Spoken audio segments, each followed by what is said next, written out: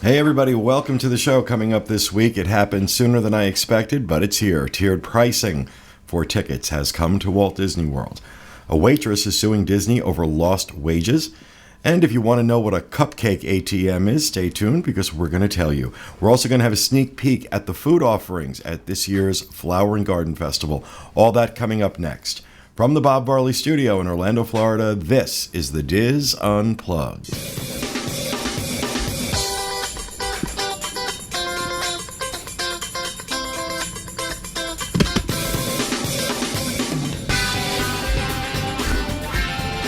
This is the Diz Unplugged, episode 875 for the week of March 1st, 2016. The Diz Unplugged is brought to you by Dreams Unlimited Travel, experts at helping you plan the perfect Disney vacation. Visit them on the web at www.dreamsunlimitedtravel.com. Almost forgot the URL there for a second. It's long. It is long. Welcome to the show, everybody. Hope you're having a great week, coming to you live from the Bob Varley Studio in Orlando, Florida. I'm your host, Pete Werner, joined at the table this week by my good friends, Kathy Whirling. Hi, everybody. Diz Senior Editor, Leah Zanola. Hello. Assistant Webmaster, Will Perry. Hello. The lovely and talented Corey Martin. I'm just happy to be here. You know that. And back in the production nook, our producer, Craig Williams, Hello. along with our good friend, Steve Porter. Hello. You guys are really dark back there. The camera's really All right. dark. Okay. Well, now you just look like you're under interrogation. Oh, we kind of are. So, all right, a lot to talk about this week. Just a couple things I want to get out of the way in housekeeping. Just want to talk about the other shows that we have going up every week. This week on the Dreams Unlimited Travel show, we just put up yesterday, has an interview with Adventures by Disney guide Mike Hage. And Mike was the guide I had on my trip to Arizona and Utah back in April. And he's great. And this was a really great show. It was a lot of fun to do. So you can check that out on YouTube, youtube.com/Dreams Unlimited Travel. You can also check it out on the Diz Unplugged homepage, dizunplugged.com. Next Monday, Tracy Heinrichs is going to talk about her recent trip to Disney's Aulani Resort in Hawaii. So tune in for that. Also on Mondays, every Monday, iTunes.com and dizunplugged.com, the Disneyland edition of the Diz Unplugged with Tom Bell. Coming up next week, Nancy Johnson continues her series focused on making sure children of all ages have a great visit to the Disneyland Resort. You can listen live to the team record that show every Sunday night, 10 p.m. Eastern Time, Mixlr.com. And, of course, every Thursday, 1 p.m. Eastern Time, dizunplugged.com, Universal Edition with Craig Williams, Jenny Lynn Knopp, and Rhino Clavin. What are you talking about this week, Craig? This week, we will be doing a question and answer segment. So if you have any questions that you would like us to answer on air, please email us at uopodcast@dizunplugged.com or head over to the Diz Universal Facebook page. And we have a post where you can comment on that post and leave your question there. So that way it's a little more organized. I suggest the latter of the two. I get too many emails to sort through all your nonsense that you send me. But Such a charmer. no. Either way. He's the Donald Trump of the Diz. And I do think we should build a wall between Disney and Universal. Okay. Huge wall. Yeah, so if you're not writing all this down, just head out to our show notes page, dizunplugged.com, and you can find links to this and everything else we talk about in our show. Also want to remind everybody that last Wednesday was the last episode of the trip. So the trip wrapped its run for us last Wednesday. So maybe something else will be coming in the next few months. I don't know. Well, you don't know. I know. And I'm not telling you. But so anything else for housekeeping? Just to want to mention, Johnny and Kevin aren't here because they had some drama with the contractors doing work at their house, and they needed to stay local. So fortunately, no one's sick, just house drama. So we miss them. But anything else, housekeeping? I think we should at least mention that tomorrow we will be at Epcot at some point Oh, to that's right. be covering the first day of Flower and Garden Festival. Drinking flowers and looking at drinks. Sure. Opposite. Yeah, that's right. Yeah, no. So we'll be posting. cut off. We'll be posting everything we're doing on our social media. After the pages, Morimoto so- opening, you're cut off. The two of you. It's Lent. I'm good. Oh, it's Lent. Oh, yeah. Well, even if it wasn't. We will be covering Flower and Wine tomorrow, which is what I'm calling it because it's basically a mashup now of Flower and Garden and Food and Wine. Yep. And brilliant addition. And we're going to get to some of what we got a chance to experience last Friday that has me really, really, really excited this year about some of what they're offering, especially, in terms of the food. So we will talk about that a little later on in the show. But yes, tomorrow, follow us on social media, Facebook, Twitter, and wherever else. I don't know. But we're all going to be there. Those are the important ones. So follow us there. All right. Anything else? Housekeeping. Going once, going twice. All right. Over to me with the news. First news story we got to talk about. Said it was coming. I didn't think it was going to happen this quick. I thought they'd wait till later in the year. But it makes sense that they're doing it now because summer season coming up. And just so happens that's one of the peak seasons. Walt Disney World has announced a pricing increase and a move to seasonal pricing for their one-day tickets. Pricing for a one-day ticket now ranges between $105 and $124, depending on the time of year. There are value, regular, and peak seasons, as well as blackout dates for the regular and value seasons. According to the Orlando Sentinel, value season comprises about 1/5 of the year, regular season is about half the year, and peak is about 29% of the year. Guests will have access to an online calendar showing pricing between 8 and 11 months ahead of time. Jackie Waller, Disney spokesperson, said, quote, "The demand for our theme parks continues to grow, particularly during peak periods. In addition to expanding our parks, we are adopting seasonal pricing on our one-day ticket to help better spread visitation throughout the year.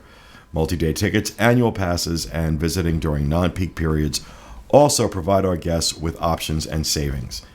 The seasonal pricing structure has been used in other areas of the travel industry, such as hotels and airlines, for years. Well, first, let me say this to Jackie Waller. Bull. Bull.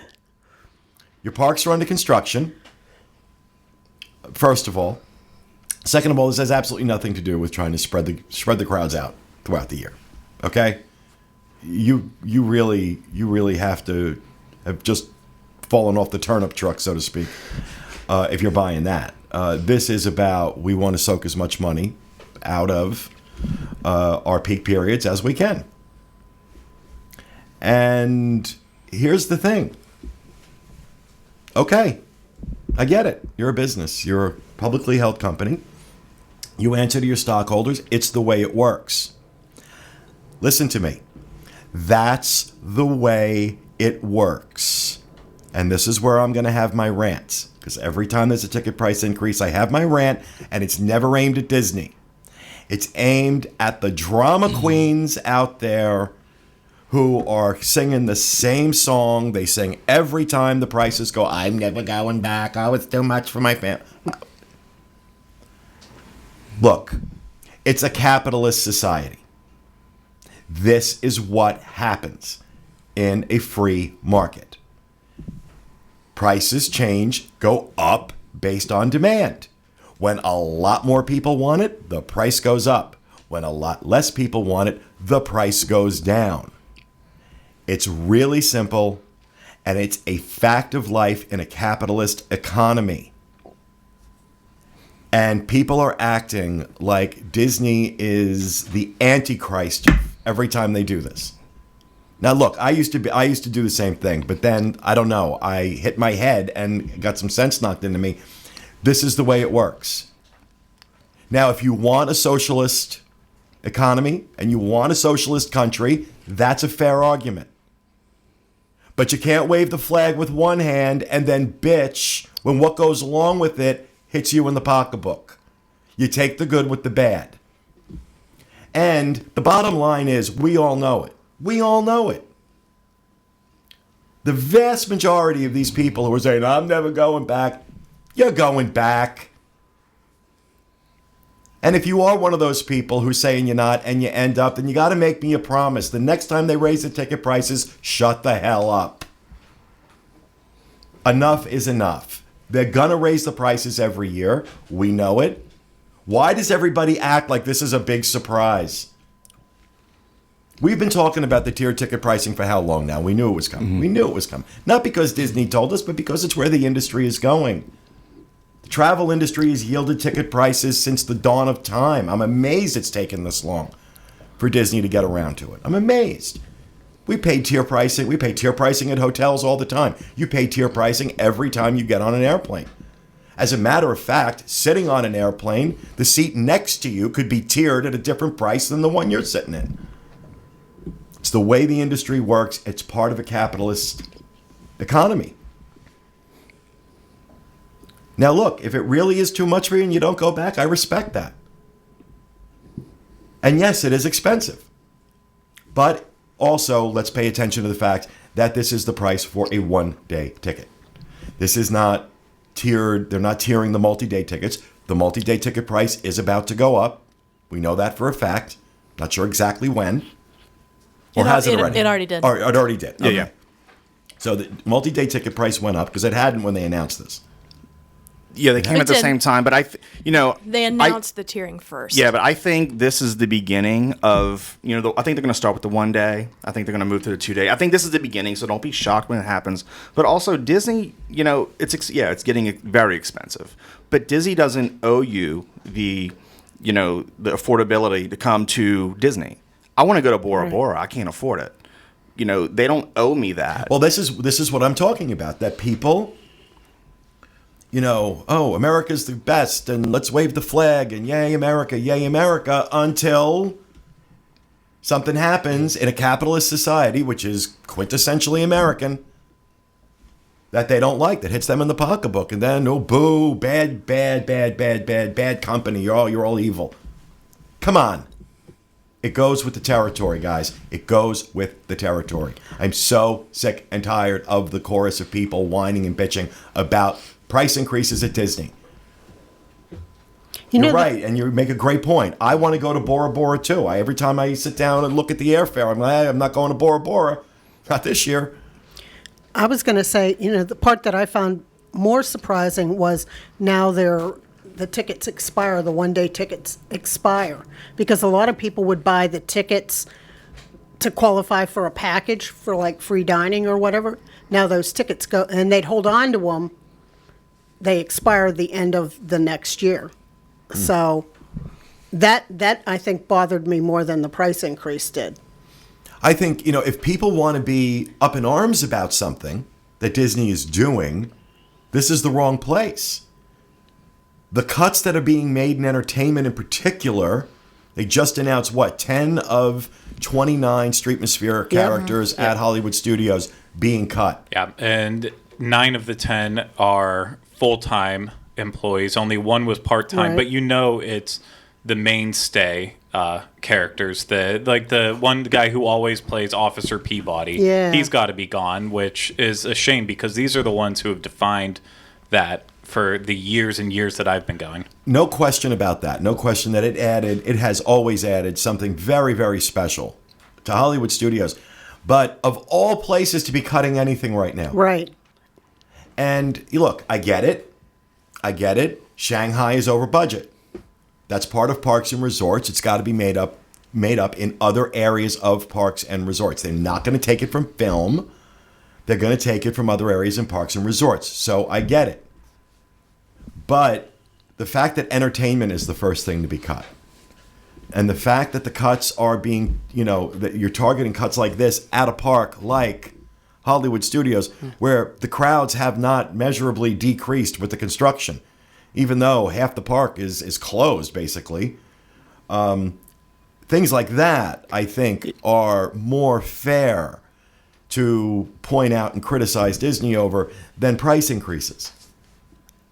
I think if people want to be upset about the price increases, it should be that they're getting less for their money now. It should be that, we're paying more, but we're getting net less. Not that the prices are going up. The prices, like you said, the prices are going to go up.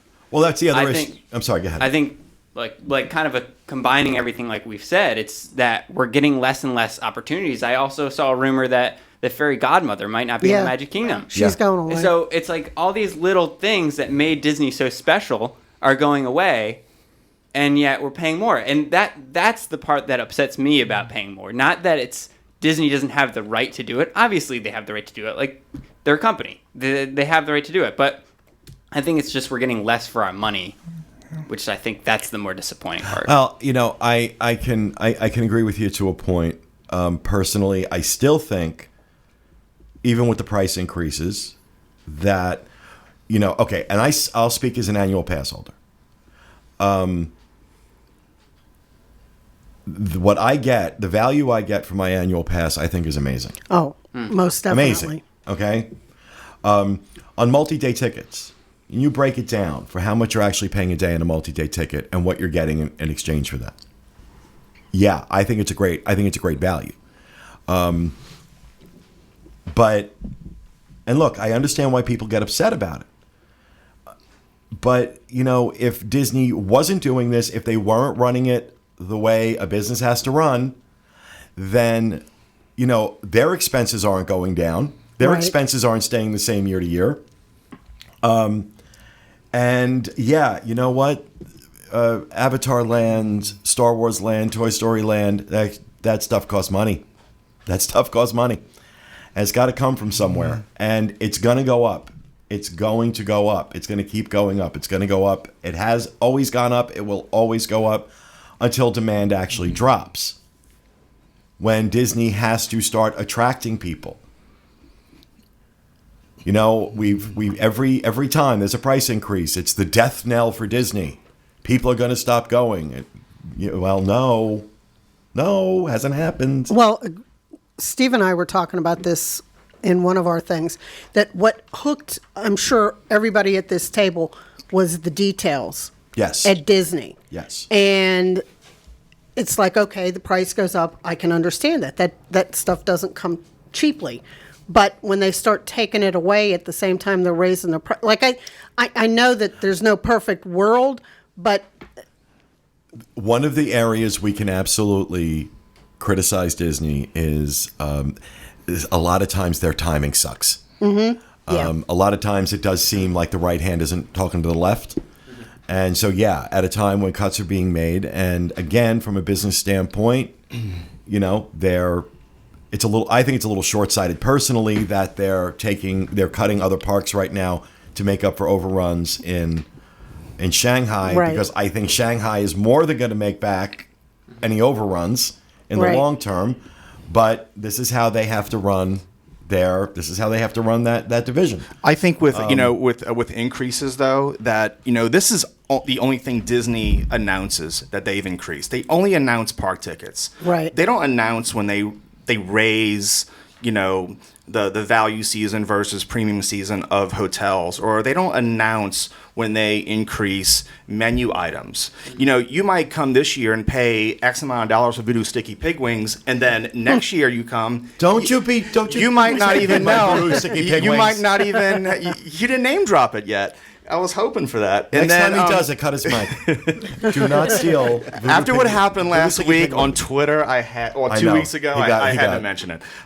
So you might not realize that for that one item, you're paying 25 cents extra. That might not be a lot, but in your period of a vacation, it adds up. So tickets, yeah, they announced that. So I think people get upset because the entire cost of the whole thing when you're here, from everything to renting a stroller to menu items to hotel, and that's airfare aside. But anyway, Al, I think, was it the New York Post Yeah, they ran a story like this morning or whatever. that Disney is screwing the middle class? Yeah. Yeah. Look, the middle class is getting screwed. It ain't by Disney. Okay? It isn't by Disney. And I could go down a very, very bad road right now on that discussion, and I'm not going to, because I really try and keep politics off this show. But it's Super Tuesday. And if you really care about screwing the middle class, pay attention to what you do when you go into a ballot box. Okay? The number of people making votes based on no information at all is scaring the hell out of me. Do some research before you walk into a voting booth. But pull it back. Look, this is just the reality. Reality. And there are people who will pay this, and that is what Disney's counting on. And that's just the way it is. And, there is really something to be said for the concept of acceptance. Just accept it and stop making your lives miserable with crap you can't change. If enough people stop going, the price will go down. But right now, that doesn't seem to be happening. And I don't think it's going to be happening in the next, 10 or 15 years. Unless, God forbid something awful happens. I don't see anything changing this trend. Nothing. There's nothing on the horizon. Not with the things that are getting ready to open. Not with the things that have been announced, the things that are coming. I don't see this trend stopping for the next 10 or 15 years at least. When they quit doing that and keep raising the prices, that's when there's a real problem. They're still developing and giving us new, attractions. So, look at the price of gas. It's went up over how many years? Things increase over time. That's just the way it is. But when the company stops developing and rolling out new products, I think that's when there's a real problem. But the fact that we got 3 new lanes coming, okay. So now, granted, so they're what? like 72 years away. Right. But that's and so like I said, Disney has an issue with timing sometimes. That we're cut, price increase. Yep. I understand the business reality of cut with what they're doing. I don't like it, but I get it. I understand the business reality of the price increases. But then there's that nuanced area that Disney doesn't do well, which is maybe we need to stagger how we do this. Yeah. Or maybe we need to be focusing some of these cuts in places that aren't so obvious. Or maybe because what Hollywood Studios is doing, let me look for these cuts somewhere else. Because it seems to me like they're going after low-hanging fruit. Do you think the entertainment cuts will come back ever? It's 6-5 and pick 'em. I don't know. I think if Disney can get away with cutting it and everybody just eventually accepts it, they'll keep it that. Why spend the money if you don't have to? I That's a shame. don't think that'll ever change. And I can't remember where it was. It was either on Twitter or somewhere else. But someone even mentioned now that they think that new Trad Nations that's in Canada, apparently that might be on the way out now Yeah, I too. read So it's getting more and more ridiculous whenever it comes to that. Well, Well, I said, speaking as when I first came to Disney as a single parent with kids, I still feel the same way today. If Disney is a priority for you and your family, I realize the price goes up. But if you really are into Disney, you find a way to make that work. I might not go out to dinner or, there's little things in your life that you would give up to go to Disney. And I think the same thing holds true today. If you really want to go to Disney, you'll find a way to make it work. Go to Sam's, pick up a pallet of ramen noodles. Yep, whatever it takes. you go. what are they called? Ramen? I don't know. Ramen. Ramen. I'm from New Orleans. Oh, bless you. I'm not from here. Ramen noodles are only in Orlando. I'm joking. They don't have ramen noodles It's my accent. New Orleans. All right, so that's enough of me yelling at you about that. So let's move over and talk about this waitress who is suing Disney over lost income. Her name is Jasmine Sandoval, and she was a server at the Plaza restaurant in the Magic Kingdom from 2011 to 2015. And she is suing Disney over lost wages. She claims that she spent over 20% of her day washing dishes, restocking, or performing other tasks for which she would not receive tips, while still earning the lower wages of a server. Tipped workers are typically paid less per hour, as low as $5.03 per hour in Florida. The minimum wage in Florida for a non-tip job is $8.05. Sandoval is seeking back pay, interest, and legal fees, plus damages totaling over $15,000. Disney stated they were, quote, reviewing the allegations contained in the complaint and will respond in court, end quote. Yeah. So for those of you who've never waited tables, you get paid a lower hourly rate. You get paid below the mandatory minimum wage because the assumption is you're making it up in tips. So her complaint is that she was having to spend time on her shifts spending time doing things where she could not be waiting tables and getting those tips, yet still getting $5 an hour instead of $8. Okay, we can talk about the whole $8 an hour minimum wage thing till I'm blue in the face, but again, there are certain roads I don't want to go down. But I don't think this woman stands a snowball's chance in hell of winning this lawsuit, to be honest with you. This suit's being brought in Florida. We probably should have had Jack on the show today for this. How do they prove something like that? Since she's not working there now, it's not something that's actively happening. How do they prove that she was not waiting tables? Well, that would be a great question for a lawyer. That I'm not sure. I'm sure in some part of the discovery process they subpoena other people who work there. Or they subpoena management or whoever to say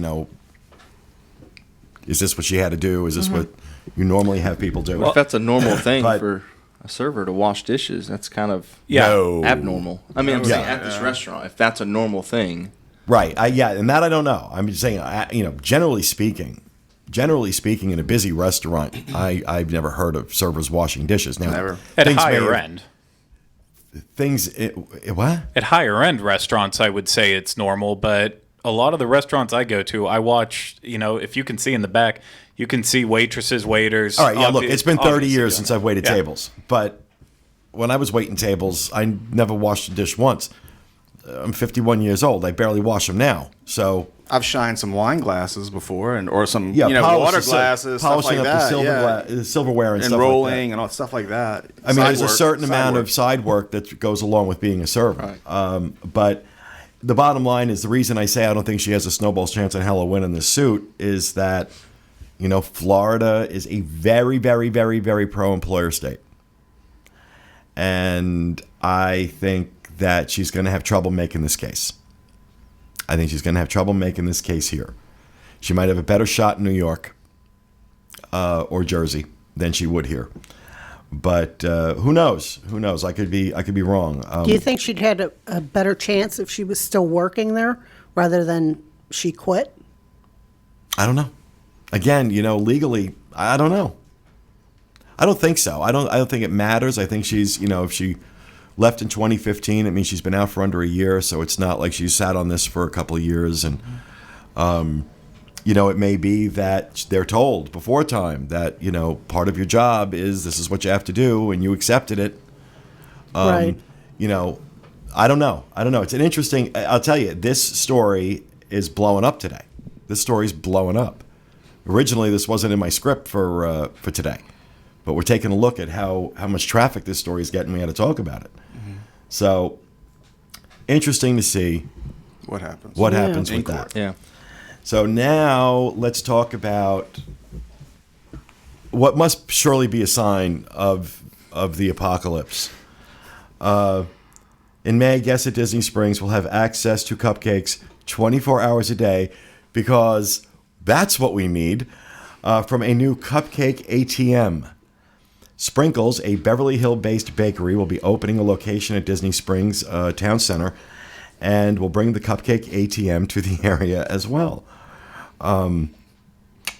The machine is stocked with about 400 cupcakes and is replenished throughout the day. And again, when the bakery closes for the night, a robotic arm is used to lift the boxes so the frosting stays intact. In addition to regular cupcakes, there will also be vegan, gluten-free, sugar-free, and doggy options. Sprinkles is known for their salted oatmeal cornflake flavor, as well as banana peanut butter, maple bacon, Cuban coffee, and lemon coconut. The machines only accept credit and debit cards in other locations, and the cupcakes cost around $4.25 each.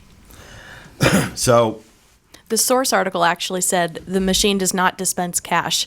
And I thought because we have to clarify that since we're calling it an ATM, we have to make sure Oh, jeez. you may not get cash out of this ATM. You're not going to get cash out of it. I'm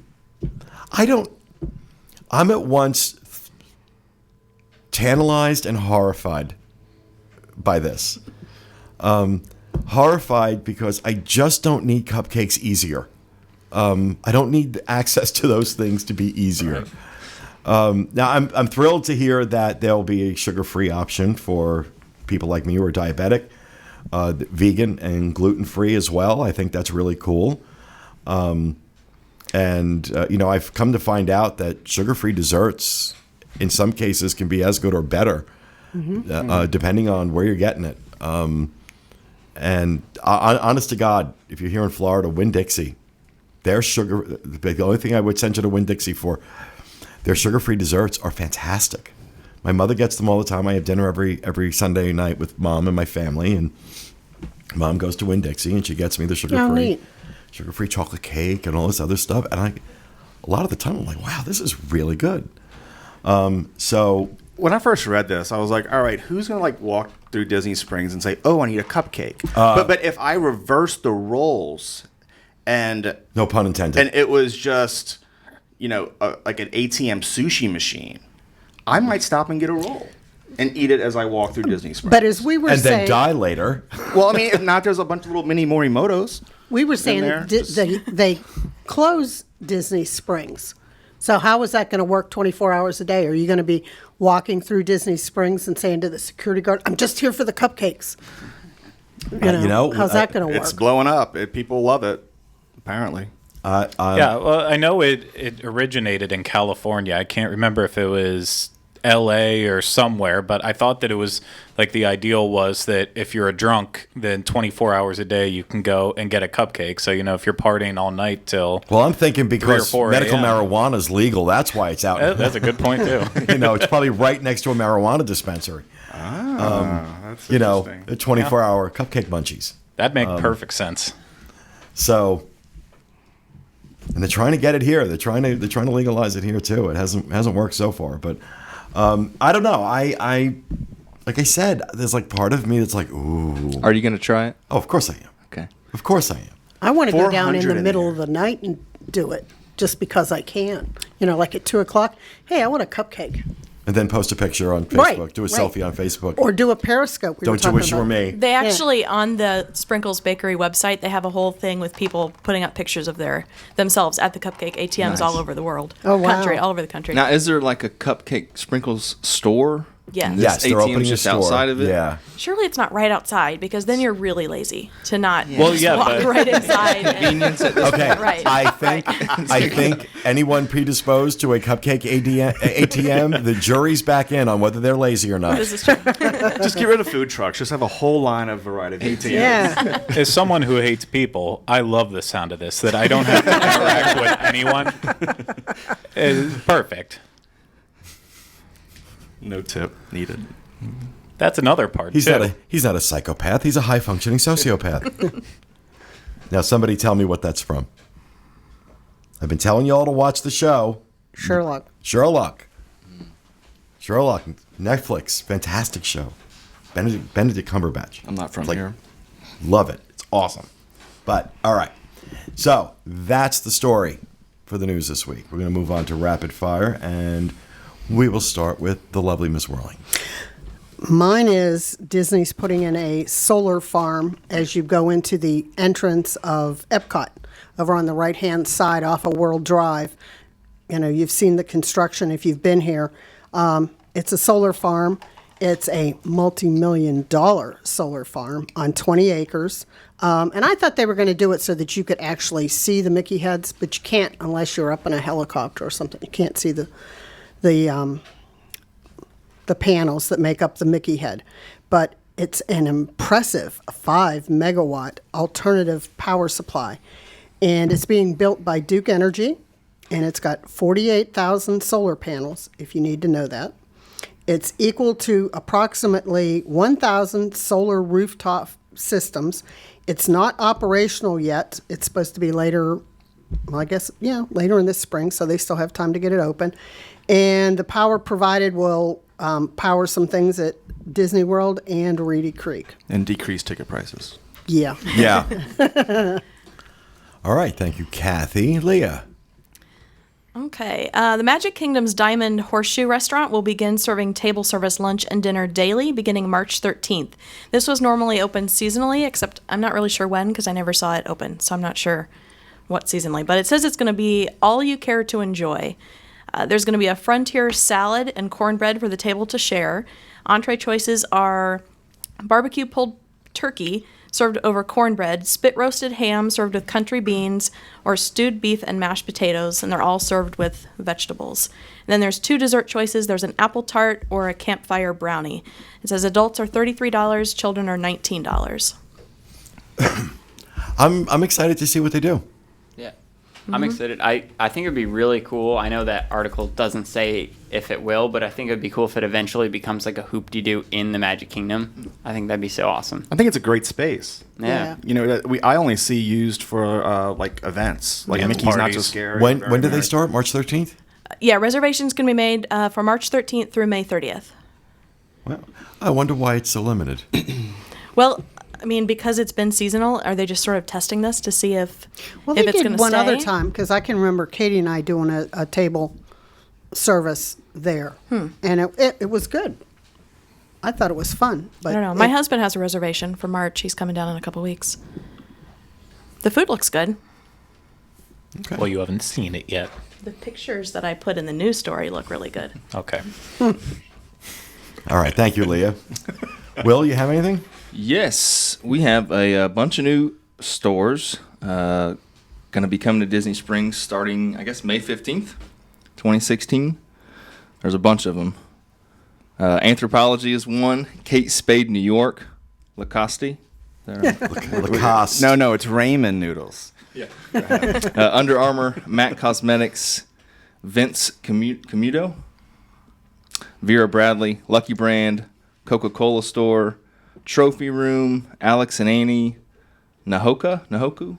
I have no idea. That's nice. Shore, American Threads, Volcom, Kipling, Francesca's, Melissa's Shoes, An Ode 50, Johnson Murphy, Everything But Water, Free People, Johnny Was, Columbia, Sperry, Luxury of Time by Diamonds International, Sephora, Deluxe Burger, Amaretta's, Pasteri. Oh, this is fun. Watching you try and pronounce these names. And Tablas Frontera. Was I even close? I don't even know. I have I no don't idea know what the hell either. you're talking about. Bunch of them. You're talking Indiana. That's right. I don't I am. speak Indiana. Anyway, we have a bunch of new stores coming to Disney Springs, so that's pretty exciting. Nahoku's pretty cool. Julie loves that store. What is it? It's like it's a Hawaiian jewelry store. They used to have one at the Millennium Mall, and they closed it down. They replaced it with like a jean store or something. But she loves that store. in the She'll be Alex and happy. Ani store, I'm looking forward to for all the bracelets. I mean, they sell them in the stores now, but I'm sure they're going to have a bigger selection. Yeah, right now the only store they have in Orlando is at Winter Park, and that one's always flooded. So I have Yeah. to assume that it's going to be the same once it comes to Disney Springs, especially having one closer to the tourist district. Oh yeah. I love Lucky. Yeah. I love Lucky. They got Love some their nice jeans, love jeans. their shirts. Their graphic tees are awesome. So if I go into Everything But Water and ask for water, will I get thrown out? Huh? One of the stores is Everything But Water. Everything but water, yeah. It's a bunch of ATMs of beer. Coca-Cola. All right. Thanks, Will. Corey. All right. Same day reservation process is being continued at Skipper Canteen. The test period for allowing guests to make same day lunch and dinner reservations has ended, but the process will still be continued. No end date has been announced. You can visit jungleskippercanteen.com or call 407-993-1933 to make a reservation. Right when you were doing your rapid fire, I went on and I made a reservation for 2:00, and it Nice. was available. So, Wow. Yeah. so you can still do it. Short notice, I guess. So that tells you something about the restaurant. Well, they've done that too. That they've done their testing, but maybe they're like, okay, we need to keep filling it. I think that's a happy medium in between like the crazy ADRs where it's months and months ahead and like the people that were nervous that they weren't going to get it because you had to go to the front door. So I think that's like a good, Yeah. you can still be spontaneous, but you don't have to do it 6 months in advance. So Well, we'll see how that works. I'm curious. curious. All right, thank you, Corey. Gregory? Okay, so I have fun news for me at least. I don't know if anyone else will care, but they're going to be offering regional craft beers at the Atlanta Braves spring training games that happen at ESPN Wide World of Sports. So, it's a baseball game. They have to offer beer. In the past, they've had a stock selection and then trying to throw in like one local, because last year it was Uncle Matt's Grapefruit Ale that's made by Orlando Brewing. But this year they're bringing in beers from the places where the teams are coming in from. So, for example, like Baltimore Orioles, they're bringing Dogfish Head. Detroit Tigers are bringing Bell's Oberon, Founders. For some reason, when the Pirates come in, they're bringing Line and Kugel, which makes no sense because Pittsburgh and Wisconsin are two different places. I don't understand any of the words coming out of his mouth. Well, I'll make what did you call it? Subtitles that explain what I'm talking about later. The Mets are bringing Brooklyn Brewing and Southern Tier. Philly's bringing Victory. So it's great for beer drinkers. Just lots of different things that they might not get the chance to try other places, and just going to make the games a lot more enjoyable if you have a nice, delicious beer from the away team. Absolutely. How's that park? Has anybody been to a game there? It's incredible. Yeah, I went for the first time last year. It was almost more enjoyable than going and watching in an actual stadium. So just everything's close together, obviously. Small field. Crowds were great. Obviously, the weather's generally good as long as it's not raining. So I have plans to go to a game again this year. Don't know which one. Cool. Not going to let anyone know. No stalkers. I'll just show up. All right, thank you, Craig. Steve? I have some sad news. Phil Smith, who is Walt Disney World's first employee, died last Tuesday, February 23rd, at the age of 83 from complications of kidney disease. Interesting fact about him, he helped create the Reedy Creek Improvement District. So he's a pretty important person in Disney World history. He also, interesting little fact, he lived on the Walt Disney World property before anyone else and overlooked the construction before anything was built. So he's an important person. It's sad that he passed away. Well, I think for those who may not know what the Reedy Creek Improvement District is, a little explanation of that would probably be a good idea. One of the concessions Walt Disney was able to get out of Florida in exchange for building Walt Disney World here was the creation of this quasi-governmental agency basically under his control called the Reedy Creek Improvement District. And basically what it allowed Disney to do was basically zone its own work and kind of control its own, the bureaucratic process that is normally goes along with doing any kind of building, road work, things like that, infrastructure, all that stuff. So it kind of sped that process up, made it a lot easier for Disney to build Walt Disney World. And one of the places where you saw that really worked to Disney's advantage was after Universal Studios announced that they were building a theme park here in Orlando. And Michael Eisner decided that Disney needed to respond, and they needed to build their own movie-themed park. Even though Universal had a big jump on them time-wise, Disney was still able to open Hollywood Studios before Universal Studios opened because they were able to do all their own zoning through Reedy Creek. Now, apparently it doesn't apply to parking garages. But, there's that. But that's what Reedy Creek is, and that's where this guy was so instrumental in helping set that up and create that. And I need to throw in a shameless plug for anyone who wants to get more information on how Reedy Creek all began to develop. Go and listen to the last round of Connecting with Walt. I think we spent either 1 or 2 episodes on it. Michael did all the research as he does with all of these because he's brilliant at that and weaves together a nice story about Reedy Creek and everything that led up to the creation of Disney World. And for anyone wondering when it's coming back, we'll be back in April with more new episodes. Awesome. All right. Well, thank you for that, Steve. That will do it for Rapid Fire. We're going to move on and talk about the upcoming Flower and Garden and Food and Wine Festival that starts tomorrow at Epcot. And the team had a chance to do a Tables in Wonderland event at Epcot last Friday, where we got a sneak peek at some of the food offerings that will be available as part of the festival this year. So we have a video that we'd like to play before we have a little chat. So take a look. Absolutely gorgeous.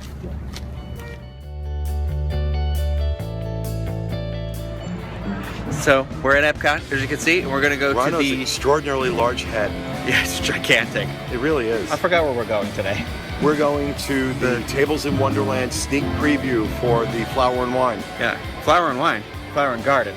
Well, because they do the food and wine thing now with Flower and Garden, I call it Oh, Flower I and see what Wine. we did there. Okay, well, See? we're excited. He's a little slow, but we love it.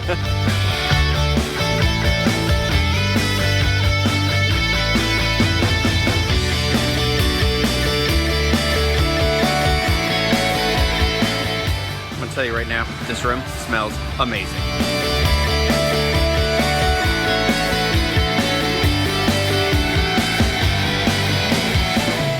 What are we drinking here?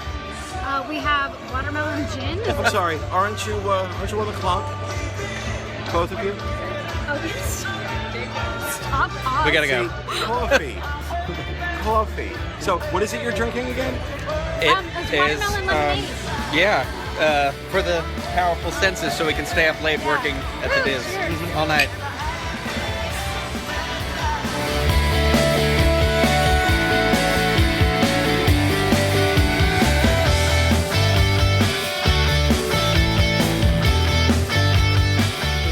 Oh, it's so good. I just had some jerk chicken. It was amazing, and I'm getting ready to try this ravioli bit thing right here. Ooh. Beef teriyaki thing over there. Holy crap. It's really good.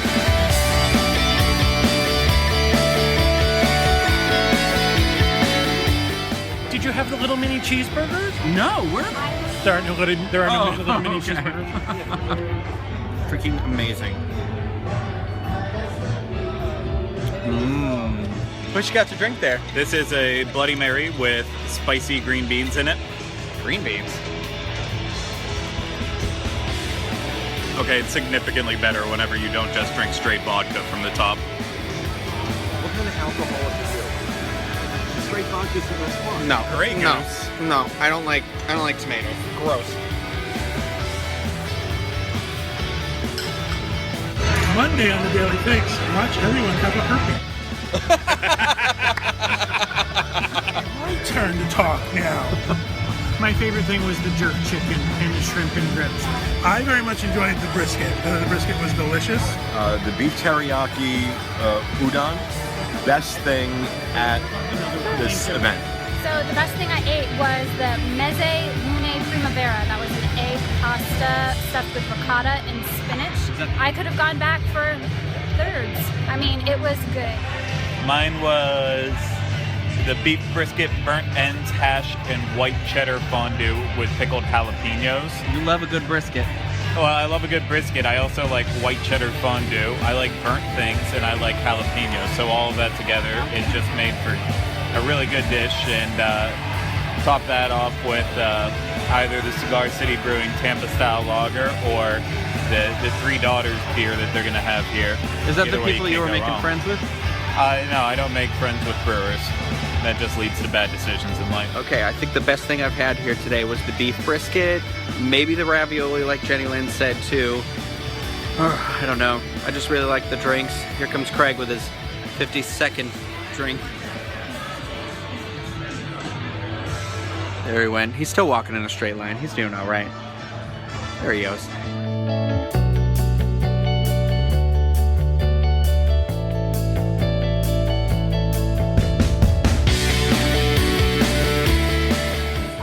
Gayest bag ever.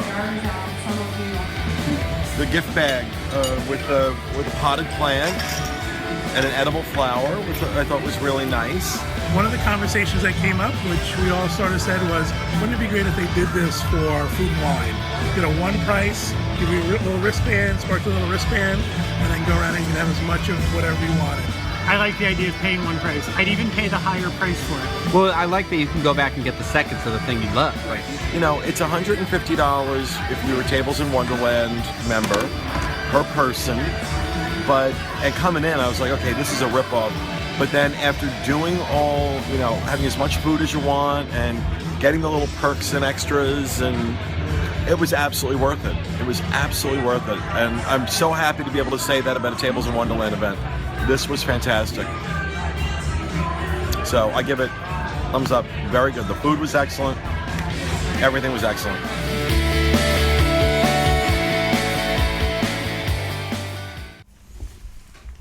Oh, how abrupt.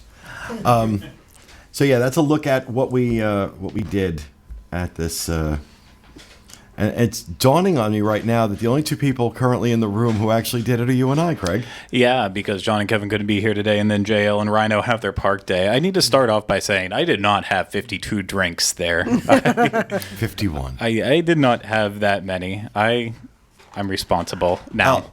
One of the things that I've noticed, and this is just me, I don't know if anybody else feels this way. I'm starting to get the feeling that the food at Flower and Garden is better than the food at Food and Wine. I don't know.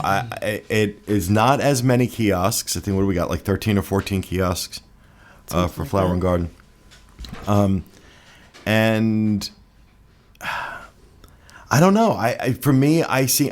Maybe it's just that I prefer what they're, what they're selling more during Flower and Garden than I do during Food and Wine. But I got to tell you, I'm looking. It's gotten to the point now where I'm looking more forward to Flower and Garden than I am Food and Wine.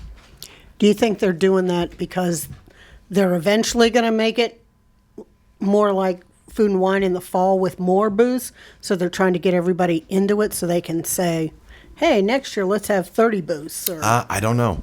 I love this edition, though. I love the addition of the kiosks for Flower and Garden because it was getting stale. It was getting very stale. That, that's the 83rd time I've seen that topiary. They'd have a couple of different things here and there, but it was getting to the point where if you went to Flower and Garden every year, you pretty much knew what you were going to see. Yeah, see, I have mixed feelings because I like that they've added the food, but I'm a person who went for the flowers to see the different displays. And when I think back, like what it was like maybe 10 years ago, and they still have flowers, but it's not like how it was. But how many times can you go to look at flowers? Oh, I could go, I could go Kathy quite a bit. we're talking about. Okay. I could do that quite a bit. I mean, I know like the festival evolves as it goes on because, they're just planning some of these, and as you go through, through the event, there are more flowers that are blooming, and it looks better like as you go. But Well, it smells better than any other time of the year, too. Well, I now can just walk there's around food. and smell. Oh, yeah. But do you remember when they used to have like the art exhibits that people had created different things, and they had them like in the trees behind Innoventions? They had in that like little hill area, like behind where the butterfly thing is in the fall. Not offhand. But there was always people back there looking at the art, and I thought art was a nice thing to add. I know food is, and I know the food's not going away, but I sort of wish they would do a little more flower stuff. Well, I mean, I think, look, I enjoy going to see the flowers as well. I mean, it's beautiful. Epcot is never more beautiful than it is during Flower and Garden, but I thought, like I said, I felt it was getting stale because it was the same thing year after year. There really wasn't a lot of changes. They cut a lot back, and then it's like, oh, I saw that 3 years ago. It's like, so, I mean, they did take it in a good direction. And then, adding the food kiosk. So you've got, let's see here, you've got Urban Farm Eats, which is over near Imagination, Pineapple Promenade, La Isla Fresca, Jardin. Now I'm gonna pull a Will here. Yeah, let Will announce them. Yeah, Jardin de Fiestas in Mexico, Lotus House in China, Bauern Market. Oh, this Farmers makes Market, me feel so Bauern much better. Market. Germany, Primavera Market. Kitchen in Italy, the Smokehouse, Barbecue and Brews, the American Adventure, Hanami in Japan, Taste of Marrakesh in Morocco, Florida Fresh between Morocco and France, Fleur de Lis in France, and Cider House in the United Kingdom, which is a new one. as is La Isla Fresca on the World Showcase Promenade. That's a new addition this year. Like I said, they gave us at this event. They gave us samples of different dishes that are going to be provided, and we went around, and I think everybody tried everything at least once, and in many cases 2 and 3 times. And I have to tell you, nothing was bad. Oh, good. Nothing was bad. And they were all just varying degrees of good. So it was either good, really good, or, oh my God, that udon beef teriyaki thing that I had.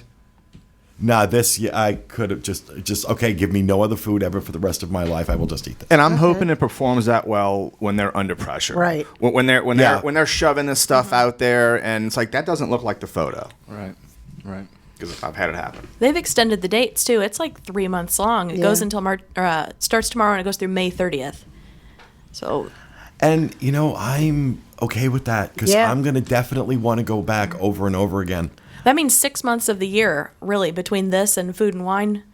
Food and Wine is They 2. should just cruise through the off period with, just booths. There should always be something going on. That would be really cool if they Yeah. just filled in the gaps. But I wonder, though, how much do these booths affect business at the restaurants?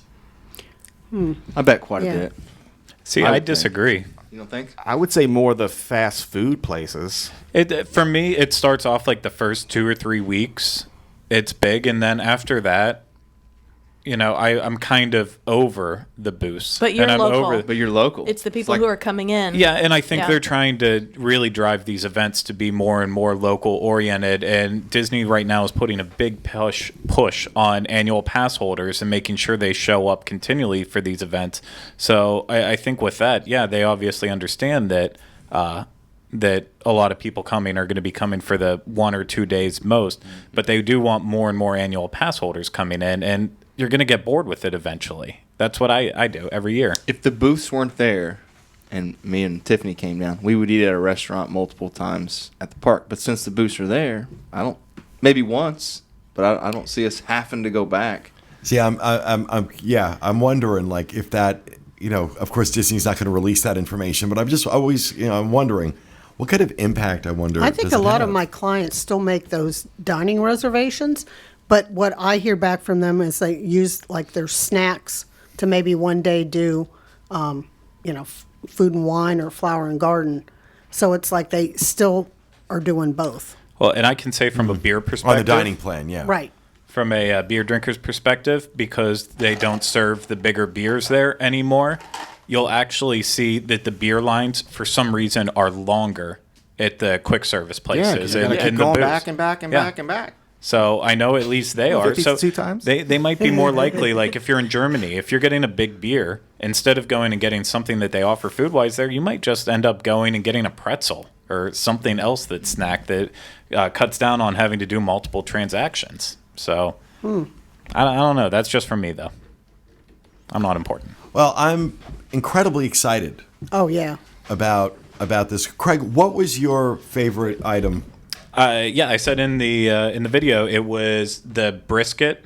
I guess for anyone who bothered watching the video, this is like a really small play on a dish that they started for Food and Wine, I believe, a couple years ago, which we all loved then. It was just hash with bacon and cheese, Yeah, that was really but good. now they're taking it up a notch by adding brisket. And for anyone who knows me, I have an unhealthy obsession with brisket. So it is like that hash that they had before, but now they've added. With the beef in it. great brisket. Is this We at the can't even just call smokehouse? this what? Is this at the Yeah. smokehouse? Yes. Okay. Yeah, sure.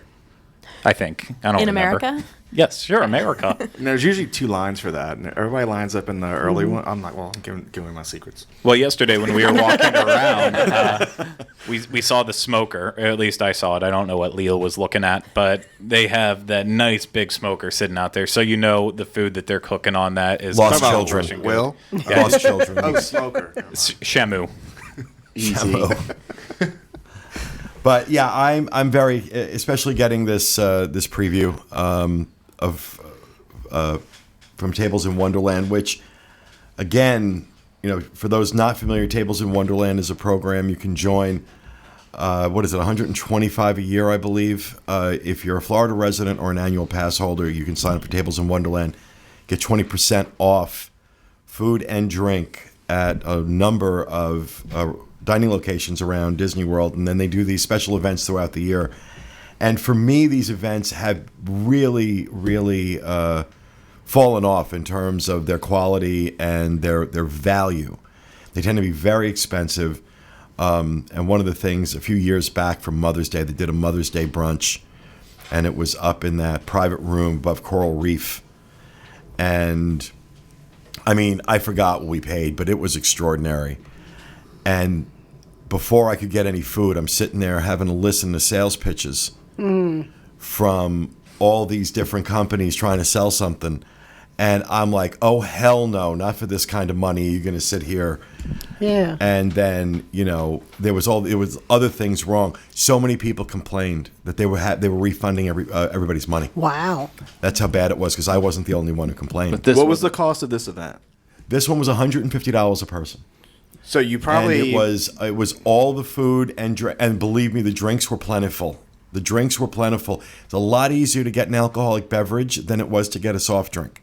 To get a soft drink, I had to ask a server. And the first time Kevin asked, they said, we're not providing it. You have to go outside and pay for it. Oh, wow. And then they started like, oh, okay, yeah, no. And they get it for us, and the servers were great. And but, there's beer and cocktails, and I forgot. I didn't count how many food stations. But even if you didn't drink alcohol, you'd probably find value in the food and the opportunity to preview over anything, yes, right? Because I don't drink. So for me, that was the value in it. And but they were like, there was 13 total food stations. There probably was representing all of these. Then there was 4, or there was 2 at each booth. So there was 4. It was around 13.